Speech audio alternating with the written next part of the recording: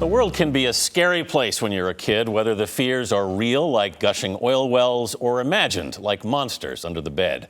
Certain fears are natural and healthy, but when should a parent be concerned? The July issue of Parents magazine tackles this issue, and it's our subject in this morning's Health Watch. Joining us is child psychologist and early show contributor, Dr. Jennifer Hartstein.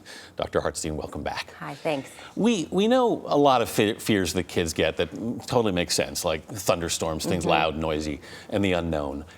Can something like a gushing oil well raise concerns in a kid? Absolutely. It's unpredictable. What are they doing to solve it? What are they doing? And they just hear about all of this disaster. And then what are they doing to fix it? So kids are going to have a lot of questions about that. Can that happen near us? Are we safe from the oil? What's going on with the animals? They're going to have lots of questions and concerns that parents are going to need to answer in some way, the best way that they can. And it's on the news every day, so it's got to be seeping into their unconscious. Absolutely. You see it on the news. It's on the, even if you're protecting your kids from TV, it's on the front page of the newspaper. And you can't protect them everywhere. Schools might be talking about it. So they're going to come home and want to ask you questions. How do you answer those effectively? That's a tough thing. The dark, as we mentioned in the introduction here, the dark is a big issue for kids. Why is that? The dark is a very common fear. Almost every child has a fear of the dark at some point. So the reason it's so hard is what they see during the light is fine. The lights go off, everything becomes unpredictable. It's almost like the room becomes a whole new place. And the unpredictability of it makes them scared. It's kind of an interesting twist, but it's a really tough thing for them.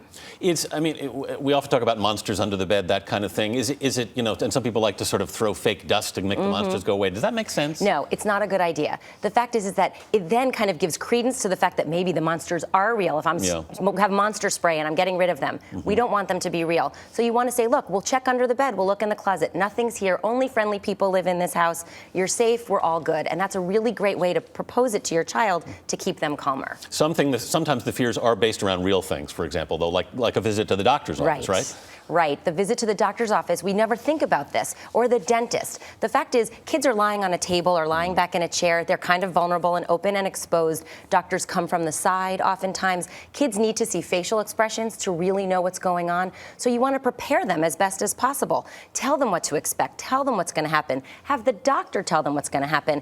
And make it a special outing so that at the end you can go and have fun. And it becomes like, if we go to the doctor or dentist, we're going to go to the playground and it's going to be our special time. And then it makes it less frightening. Bribery is what we call it. Bribery a little bit, but a reward for good behavior is always a good thing. Sure. When does this go from just being natural fear to being a real problem?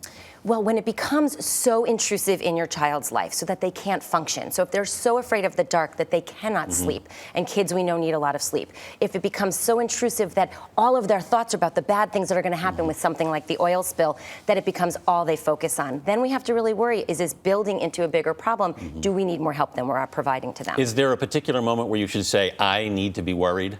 Well, I think when you start to see that they can't function, you're going to take a step back and say, wait a second, what's really happening? And you might want to get them evaluated by a doctor. Dr. Jennifer Hartstein, thanks for being with us this morning. Thanks so much. A lot happens early on The Early Show, weekday mornings on CBS.